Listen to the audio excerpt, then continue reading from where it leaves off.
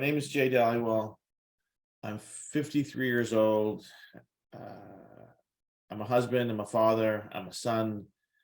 I'm a colleague of all those wonderful people in this room, working on this really audacious mission to change the world. And when I say change the world, it's not one of those egotistical things of where I think I'm so special I'm going to do something so great. It really is a very personal journey and a personal mission. And I'll give you a little bit of insight in terms of how I got to where I am today and how this company, this organization, this technology got here today. By education and training, I'm an engineer, software engineer, and I have a business degree from one of the best business schools in the world, University of Chicago. And for many, many years, I was involved in creating encryption software tools and decryption software tools and working on machine language. So really the precursor to AI that we have today. It all stems from those early investigations of figuring out how can information learn from itself. And I did that for a very long period of time. But before that even, I was just a very curious kid who wanted to know almost everything about anything. And that really was instilled in me by my parents. And really it's, my relationship with my family and my mother and my father and my children and my siblings really have been, and I think we can all say that to a large degree, that, nature and nurture is so important. And, the things that are fun and easy in our lives teach us some things, and things that are hard and difficult certainly have important lessons to teach us as well. But my fascination with neurology and health and wellness really stems, not really, absolutely stems from my mother's diagnosis of multiple sclerosis in 1983. And at 1983, I was 13 years old. And MS was a black box of understanding for the medical community. It's still a black box today, but it was an absolute black box in 1983. And basically the diagnosis was, we believe you have MS. Sorry about your bad luck, Mrs. Dhaliwal. Good luck. And, for a long period of time, up to that point, honestly, ladies and gentlemen, up to that point in time, I thought doctors knew everything.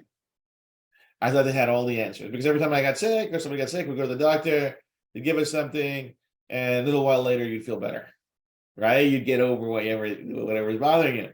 And here was this doctor who's our family doctor, who's an absolutely brilliant, brilliant man and caring man.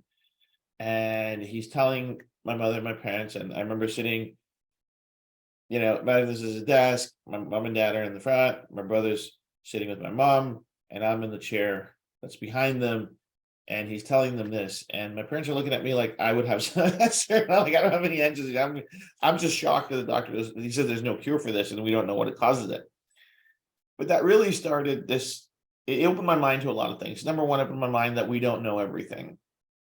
At a very young age, I realized that we certainly don't know everything. And then when you start reading and back in the day, we went to the library. Remember, hey, we're all about the same age. Remember going to the library back in the day when we had to do homework, and you sit there and you pull all the books off the racks and you'd flip through it, and maybe out of a book this big, you'd find about this much that was actually useful, but you had to go through the whole book. Yeah, that.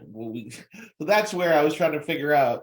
I was trying to figure out neurology. I was trying to figure out, and I read everything. So Toronto, where I grew up, is actually blessed with just a phenomenal education system. At least it was back then, especially in the university systems and the public libraries were really, really phenomenal back in the day. There's just a lot of information there. And I would just start reading and just trying to figure out what was causing this. And just absorbing information, but just trying to know that, hey, I was trying to figure out ways to help my mom.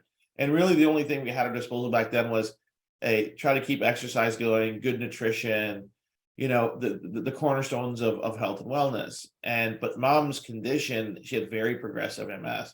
She went from she had symptoms earlier. The diagnosis came in 83. From diagnosis, she went to completely in a wheelchair within 18 months. So by the end of 85, this was like, and my mom was like Wonder Woman, right? Superwoman, took care of the kids, took care of everything. She worked as a seamstress at a place which made denim jeans. It was, so we always had these denim jeans. It was terrible, right? Right? They weren't Levi's and they weren't the cool jeans. There was these other jeans, right? That would make it, and that's what you had to wear because that's what mom got. And it was just one of those things, and we adapted as a family, right? We just circled around my mom to make sure that everything was okay. And certainly a lot of responsibilities fell on me being the eldest. I had a younger brother, younger sister. Dad was, we went from a two-income household to a single income household. So you can imagine I think we've all been there, right? With as children or as adults, and even in our own families. Life sometimes throws just unbelievably difficult challenges at us, right? And most of us usually overcome them in time. Sometimes we can come to them very quickly. Sometimes it takes a little bit longer. But I think that human spirit in us is to fight and to survive. But anyway, so to continue on this, so neurology's been renting space in my head for a very long time, and specifically trying to help my mom. So as I grew older, had a fantastic career in technology, very blessed, a life full of a lot of abundance in that regard. I was able to take my mom to specialists all over the world for the latest, greatest breakthroughs in treating neurodegenerative conditions, treating MS, and really not a lot of luck, right? We really didn't see it, and certainly mainstream medicine was coming up with different concoctions to slow it down. But by the time those things had come around, MS had completely ravaged her. It just had left her bedridden. She's still with me, God bless her, and she has her ups and downs still. But she's really a miracle person. She's miraculous. I mean, she's been diagnosed with MS for 40 years now. And the doctors are like, she goes, we don't understand. I go, don't worry, you don't need to understand. I understand, and she understands of why she's still with us. She's got full cognitive abilities. Certainly, I haven't been able to get her walking again or standing again or all those other things, but she really has her spirit and her cognitive abilities and ability to eat and swallow, think, see, hear, speak. It's all great. But over those many years, I took her to so many places, and what became really abundant to me was, and I think we all know this, but specifically to neuro rehabilitation or neuro treatments, the majority of the world, mainstream medicine, even alternative medicine to a large degree, is going down three roads. One is some kind of chemical, drug, or nutritional road where, hey, if you eat this, consume this, apply this, you're going to have some results. We didn't have any results. The other stream is that electrical stimulation. Hey, we're going to add some kind of electrical current or some kind of other energy to your body that's not already inside your body, and we're going to try to get some corrective measures. So you have things like transcranial stimulation, you have things like implants, you have things like electrical stimulation, you have things like nerve conduction, you have all these different things that typically are not very comfortable and don't really have consistent results. And if they are consistent, they're expensive, too hard to do, and too hard to maintain. And then third, finally, is some kind of surgery or invasive process where they're trying to put something into our body. And the illustrious Mr. Elon Musk now wants to put a chip in our head because apparently, working already 40 to 60 hours a week isn't enough. We should be completely plugged into the universe, online things, so we can't sleep. But that's just me ranting about something I don't approve of. At the point. So this is what's happening, right? This is where the world is still today. And I remember the last thing that came across that I wanted to take my mom to. This was going back to 2009. And there was something called the liberation treatment. It was this really brilliant guy out of Italy, this doctor, who was proposing that iron buildups in some of the veins in the back of the neck around some nerve clusters was really a cause of MS. Or really was, and if you could remove those irons, not necessarily the cause, but if you could remove that iron buildup, that the person will see phenomenal results. And he had some anecdotal stuff that was pretty wild, right? It was really impressive what we're seeing. And so here I go back to my mom, we're going to go to Italy. There's this new procedure. It's called the liberation. Excuse me. It's called the liberation treatment. And he's saying that we can, it's really some phenomenal results. And she just looked at me and said, there's no way I'm going to get surgery done at my age. Are you crazy? No way. No one's cutting into my neck and trying to, she goes, forget it. She goes, listen, she goes, we've tried everything. If you think there's another way, then you figure it out. She goes, but I'm done. And so she's pretty stubborn that way. And I said, okay. And this is going back to 2009, end of 2008, beginning of 2009. And, and I was at a certain point in my life and my career where I was like, I'd done so many different things already. And here was an opportunity to really take a deep dive. And really it was almost like a challenge for my mom. Was like, if you're gonna figure it out, do it yourself. Right. And so I really made a conscious decision at that point. So listen, I was going to really try to understand this. I've been blessed with enough abundance of resources I could shift. I was turning 40 at the time. And I figured that if I was going to do it, now was the time. Right. That now is if I don't do it now, when am I going to do it? So I had this amazing job, this amazing career working with a great company. And I said to my wife, I think I'm going to go try to figure out this neural stuff. Thought I was crazy for the first 2 or 3 weeks. And then she saw I was very serious. Right. And she goes, well, how long do you think it's going to take? I'm like, I don't know. And how much do you think it's going to cost? I don't know. I have no idea. But I know it's going to take a lot of work. It's going to take a lot of effort. And there's no guarantee other than this. When you just know something, you don't have any evidence of it, you don't have any proof of it yet, but you know that this is I have to do this. And that really was what it was. That I had to invest the time, energy. And so I started looking at everything that I could find. And certainly there was more information available in 2010 than was the previous 3 decades. And I really started this journey trying to understand, how does our mind work? Not necessarily the hardware, the blood and the guts of it, and the actual mass of it, the actual organ of the brain, but the actual software of the brain, because I was a software guy. So I really relied on my strengths, and I went back to what I knew, which was information. How does the brain work? And we did some really incredible things, ladies and gentlemen. When I say we, I mean my wife and I, because she was my partner on this from the very beginning and still to this day. And I started looking at, how does our brain really work? And over the period of a few years, I developed some software tools that could analyze large amounts of EEG data, which are just brain scans. So in Europe, in Switzerland, there's this database. It's held at the University of Bern, and it used to be at Zurich,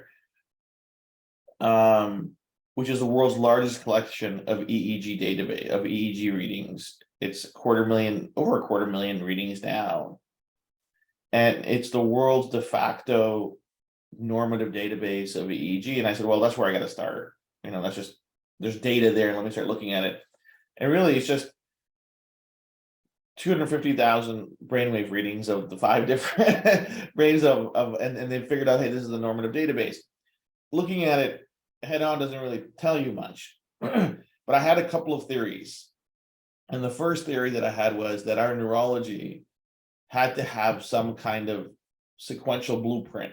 Because think about this for a second, ladies and gentlemen. Our neurology starts off as a microscopic little groove, it's a little tube of neurons. And it grows pretty quickly, okay?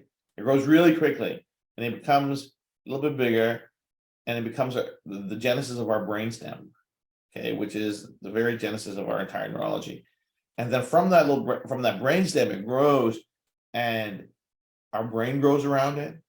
Our spinal cord shoots out of it, and all of our nerve endings sprout from there. Okay, our nervous system is the most complex thing that we know.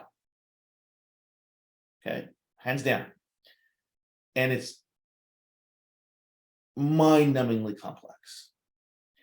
And I'm like, something this complex cannot develop with this complexity without a blueprint. Does that make sense? Like, it just doesn't make any sense, right? We get furniture from IKEA and the shelf has 6 pages of instructions, right? I think we all suffered through that one time or another, right? Right? I mean, you only got one piece left over and like, this is extra. It's not extra. We just didn't know where to put it, right? So what I'm saying is, it's complex, and all of our neurologies develop exactly the same way. That's pretty exciting, right? So number one, it's got to be neurogenetics. It's got to be programmed into our neurogenetics, right? Period. But there has to be a blueprint. Number one, has to be. Number two, there has to be a regulatory process, like the foreman on the site that's got the blueprint saying, hey, are you guys building this thing the right way or no? Right? What's going on? Right? When I built my house, the site supervisor's name was Tony, and Tony was here, crack of dawn. Everybody went home to make sure that the trades were doing what they were doing, that the house was getting built the way that the plan was built, right? So I figured there had to be a development sequence, and there had to be a regulatory process to make sure the development sequence was going the right way. So I looked at all this crazy data, and knowing what I knew and knowing what I wanted to know, I developed some algorithmic learning machine learning tools that allowed me to apply some filters to dig deeper into the data, to find that development sequence that existed in everybody, to find the regulatory process that existed in everybody. And over a period of about 4.5, 5 years, I was able to do it. I was able to develop these and introduce these two things. And we don't tell anybody what they are. I don't share it. It's not published, and I will never publish it. It's no one's business but ours.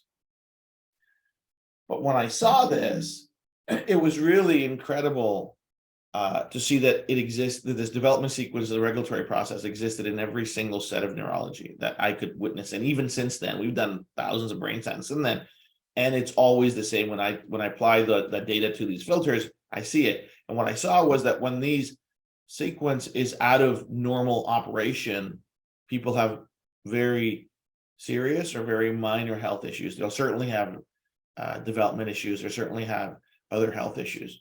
So I knew that this was it. So then it was about correcting it.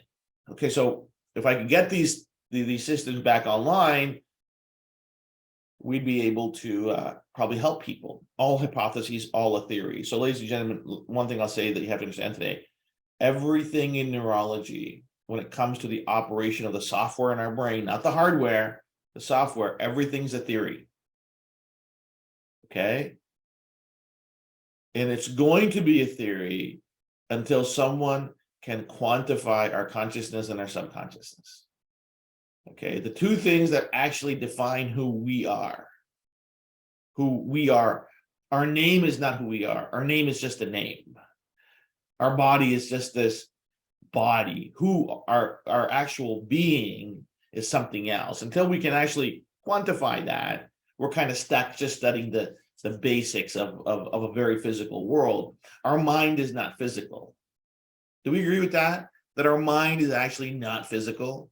Our mind is a vibration. Our mind is just energy. Our mind are just brain waves. It's weird. It's kind of upsetting a little bit sometimes when you think about it, that our real being isn't real, right? Because we are who we think we are. In reality, I mean, somebody said that really smart about 600 years ago, but we are who we think we are, right? And so I deduced these things. And I said, well, how do we make these changes? How can we make this thing better? How can we bring these processes in our mind back to normal? Because it's not about blood flow. It's not about a damaged brain. There's no physical damage. It's the software. It's just the wave.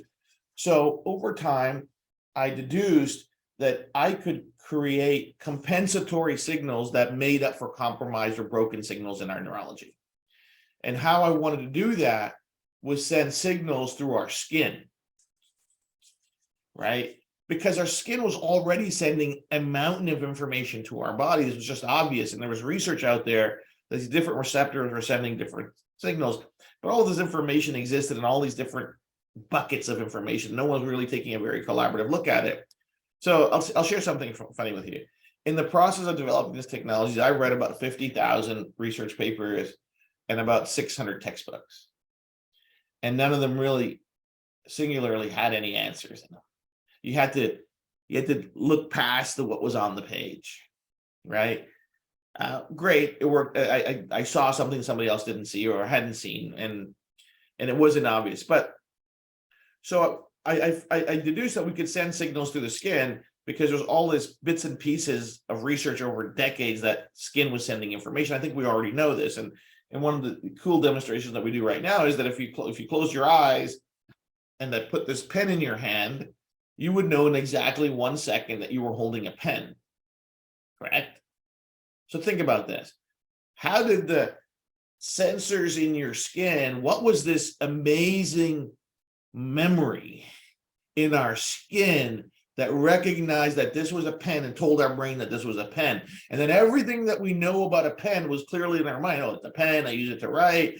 I have a black pen, I have a blue pen, I have a red pen. All those things came in our mind simply from the sensation of touch. So we knew it was possible. So then it was deducing, how do I send the signals? And so I spent a really long period of time and a lot of money trying to figure out how to send information from my skin, and we were successful, and we figured it out, and that's what we do. So the first products we had were insoles and socks, where I could use the sensors on the skin on the bottom of our feet to send that information.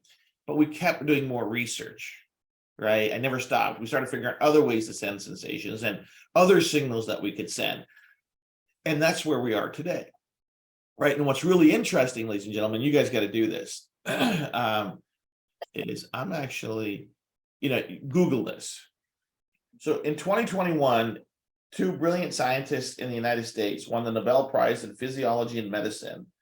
They actually found the ion channels, which are genetic in property in our skin, that actually create the nervous action potential that sends the message to the brain. Okay? So all the people that thought I was crazy for suggesting, somebody won 2 Nobel Prizes for it, 2 years. Somebody won the Nobel Prize for that 2 years ago. It's all fine. I'm not bitter at all, because they still haven't helped anybody, and we've helped 7 million people. So I kind of think we're winning. So they actually deduced the stuff in our skin that's sending the signal to the brain. So no more hocus pocus, no more voodoo. No one can say to you that skin can't send the information. Just send them the Nobel Prize. Go on nobelprize.org, type in 2021 prize for physiology and medicine, and be there. And I recommend you Google it, you print it out, and it tells you the skin can send information. They found these ions. It's called piezo 1 and piezo 2 are the exact ion channels that are creating the action potential, that are creating the nervous signal that goes to the brain. So case closed. Okay, case closed. No more blah, blah, blah, blah, blah. I don't want to hear, it's not possible. It's possible. Okay, just leave us alone. Okay, so let us do what we're doing. Anyways, so we did that, right? And so over the last 7 years, we've been studying the software of the brain more and more and more and more. And what I've deduced over the last 7 years are other neurosignals, neural networks that relate to other physiological, emotional, and psychological processes. Because every physical, every emotional, every psychological process has a neural code attached to it. And every one of those neural codes can get compromised, damaged, or all those different things. Okay. So over the last 7, 8 years, this is what we've deduced. We've figured these different things out. And now, in time, we've been able to devise and create different patterns of stimulation in our skin that send the corresponding compensatory signals to correct those damaged or corrupted neural processes that control different things. So now we have a patch that has a pattern on it that recreates the signals that help manage pain. That's our freedom patch, right? That's this patch, this packet right here. This patch has very specific ridges on it that create very specific signals through our skin that help manage pain, right? We have our liberty patch here. Okay, so this patch, okay, so we've got these glorious patches that do different things, right?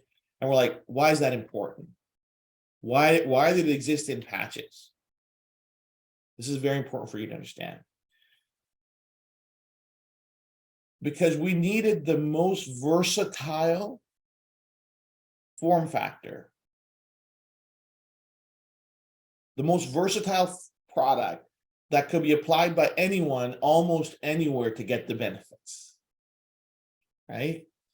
And the complexity that I can build into patches, I cannot build into the socks. And some of these ridges and patterns are so complex, there's no way to knit it. There's just not, it's not possible to put it into a pair of socks. Okay, number one. Number two, if somebody needs more than one patch, how am I going to do that with the socks? Right? You can only wear one pair of socks. Can't wear two pairs of socks. You can't wear three pairs of socks. You can't wear 10 pairs of socks, right? Can't do it. And the summer people don't want to wear socks, right? So you kind of have to think about why, because a lot of people need more than one thing. That's why we had to advance to the patches.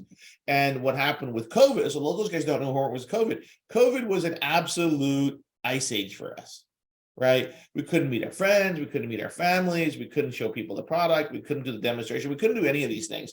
What it did was really, adversity forms characters. It really forced me to think about what is the next phase of our mission and how do we get to more people. We needed a vast leap forward in product development and science to get to the mission of helping 1 billion people. So now we have very discrete products that serve and speak to very specific benefits. Okay, so the Freedom Patch speaks to pain.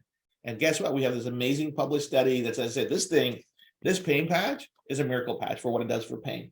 It's unbelievable. Okay, people are getting off of their oral medications for pain.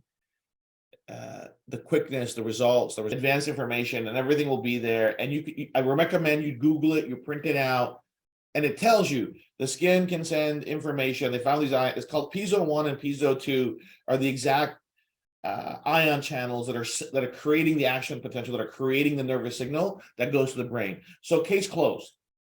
Okay, case closed. No more blah, blah, blah, blah, blah. I don't want to hear, oh, it's not possible. It's possible. Okay, just leave us alone. Okay, so let us do what we're doing. Anyways, so we did that, right? And so over the last 7 years, we've been studying the software of the brain more and more and more and more. And what I've deduced over the last 7 years are other neurosignals, neural networks that relate to other physiological, emotional, and psychological processes.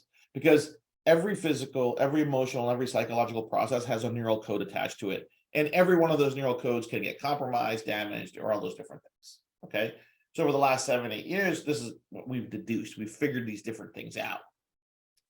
And now, in time, we've been able to devise and create different patterns of stimulation in our skin that send the corresponding compensatory signals to correct those damaged or corrupted neural processes that control different things. So now we have a patch that has a pattern on it that recreates the signals that help manage pain. That's our Freedom Patch, right? That's this patch. That's this packet right here. This patch has very specific ridges on it that create very specific signals through our skin that help manage pain, right?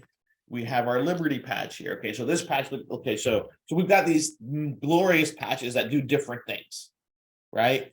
And we're like, why is that important? Why did it exist in patches? This is very important for you to understand. Because we needed the most versatile form factor,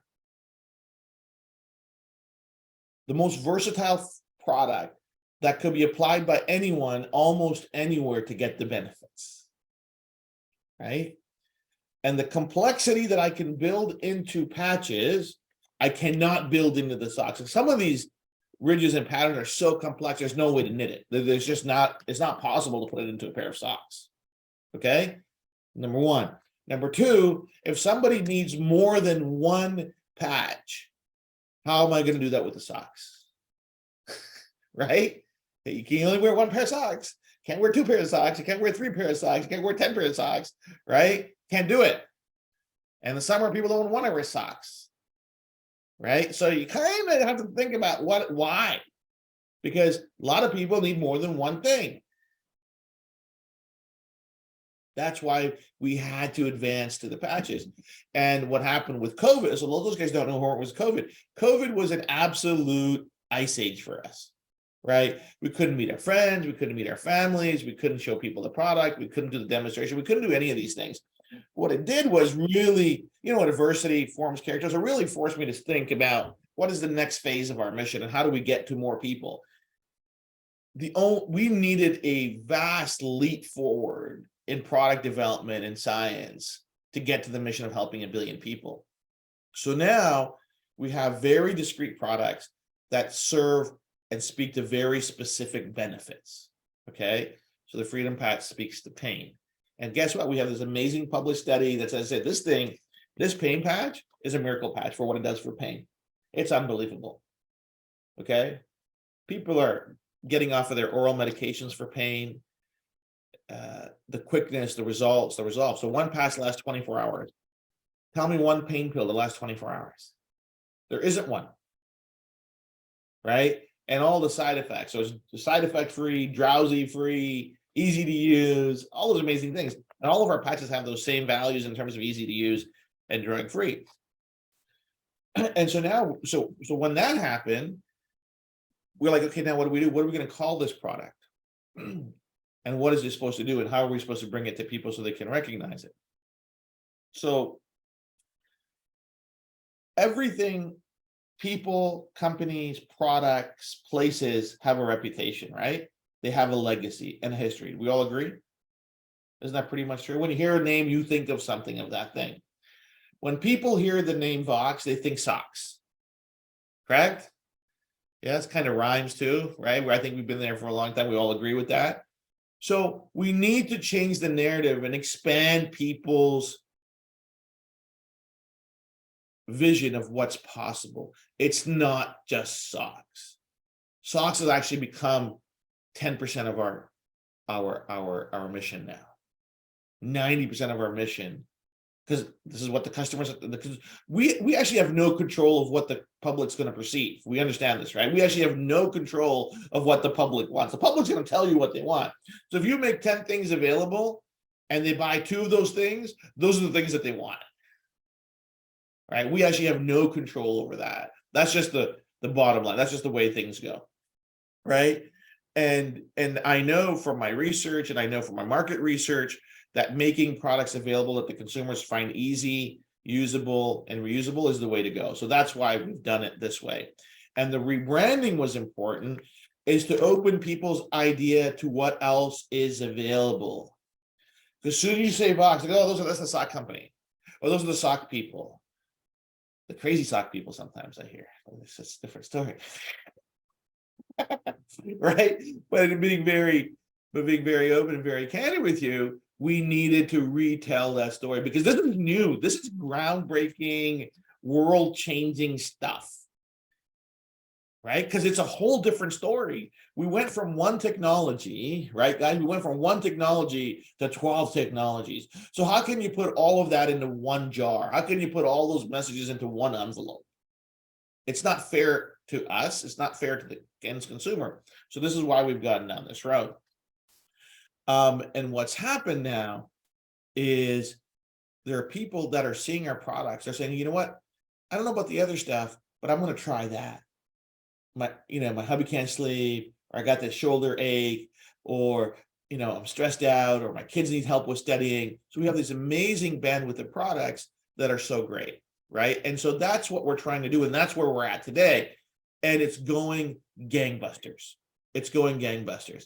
And I think everybody in that room that's been with us for a while, and Beth, I know you guys are going to talk about a bunch of amazing things today in terms of the products and the testimonials, but people, this is why we're doing what we're doing. And I know that it's with products that we have now that our mission is going to become reality. We're going to change the lives of billions of people, but it's gatherings like this and it's people like you that are going to get us there. So that's why we're doing what we're doing. That's why we're with the patches. That's why we needed to do this, because the technology has advanced so far that we can't put it in that small little box anymore.